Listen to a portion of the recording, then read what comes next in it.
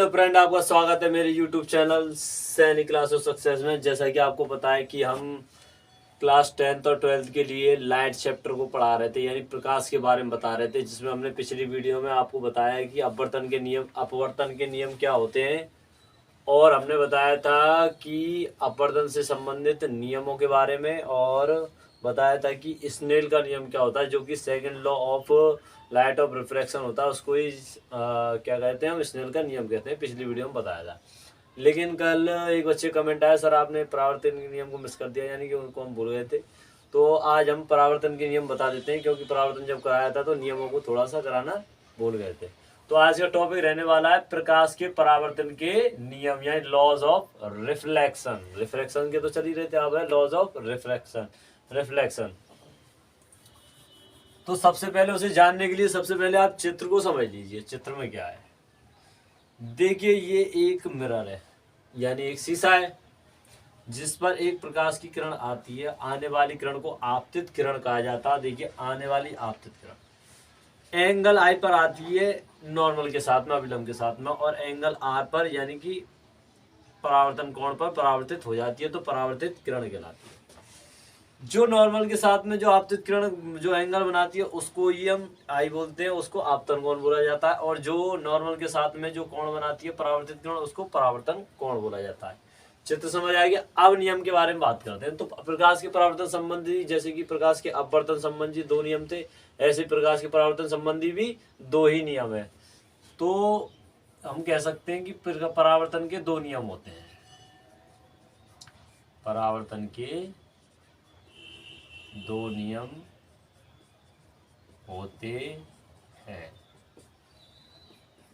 प्रथम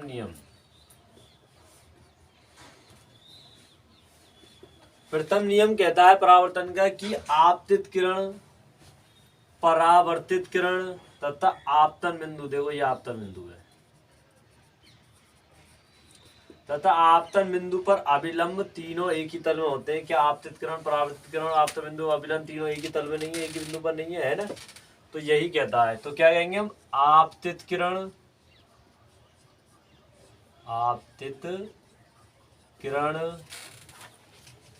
परावर्तित किरण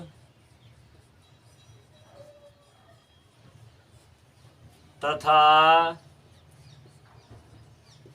आपतन बिंदु पर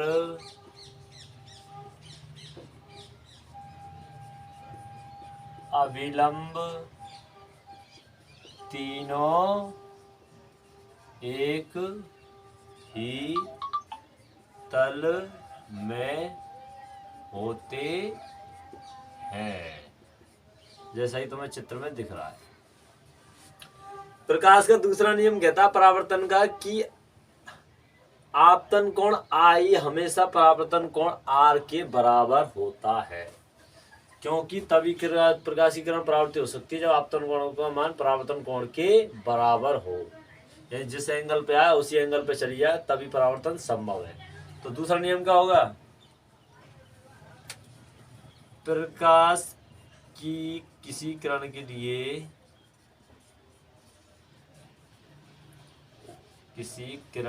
लिए आपतन कोण आई का मान हमेशा परावर्तन कोण आर के समान या बराबर होता है। अतः हम कह सकते हैं कि आपतन कोण बराबर परावर्तन कोण। आपतन कोण क्या था, आई, और परावर्तन कोण क्या है, आर। यही परावर्तन के 2 नियम होते हैं, जो कि हिंदी में आपने जान लिया। अब इंग्लिश में बताते हैं।